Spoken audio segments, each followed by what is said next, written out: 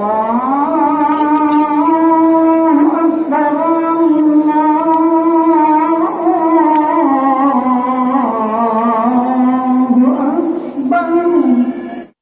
মাহে রমজান উপলক্ষে সিলেটের হযরত শাহজালাল রহমতুল্লাহ আলাইহির দরগা শরীফে প্রতিদিন ৩০০ থেকে ৫০০ মুসল্লির জন্য ইফতারের ব্যবস্থা করা হয়।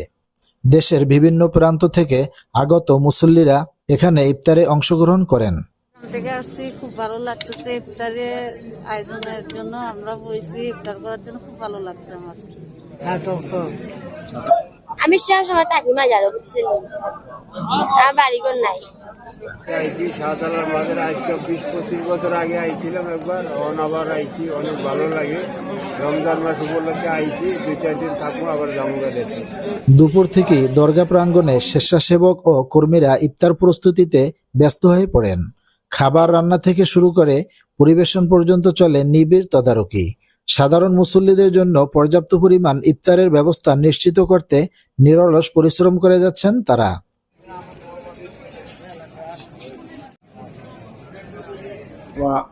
বা বড় বড় ওলি আল্লাহরা যারা আছেন, ওলি আল্লাহদের দরবারে সব সময় লোকের সমাগমন হয়, এবং এই সমাগমন গুলো যেটা হয় এটা দেখবেন গরিব মানুষজনের সমাগমনটা বেশি হয়। প্রত্যন্ত অঞ্চল থেকে যারা আসে, এরা আসলে এদের তো খাওয়ার কোনো ব্যবস্থা থাকে না। এতে গিয়ে তাদের জন্য ব্যবস্থা ওলি আল্লাহরা করেই রাখছেন, যে নামার পরে উনি শাহজালাল বাবা একাধারে 10 দিন রোজা রাখতেন।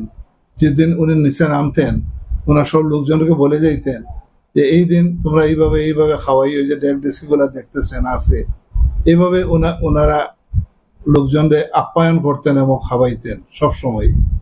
তা আমরা ওইটাকে দেখে দেখে ওটা যখন চলে আসছিল, ওই পরবর্তী সময়ে আমরা এখানে লোকজনদের এইভাবে ইফতার করাই। প্রথম দিন মানুষ একটু কম থাকে, বাড়ি করে ইফতার করে।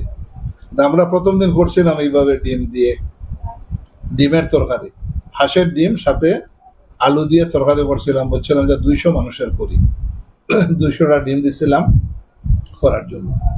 পরবর্তী যখন দেখা গেল যখন লোকজন যখন বসে গেছে, বসলে তো আর সরানো যায় না, কিন্তু 200 জন না, প্রায় 100 জনকে ডিম দেওয়ার পরে আমি বলছি যে ডিমটাকে ভাগ করো। তখন ডিমটাকে ওরা মধ্যখানে কেটে কেটে বাকিগুলা দিছে। দেওয়ার পরেও কিছু মানুষ আমরা যারা ছিলাম আমরা ইফতার করতে পারি নাই, তখন আমরা পানি খেজুর ইনুগুলা খেয়ে আমরা বাসায় গিয়ে করছি।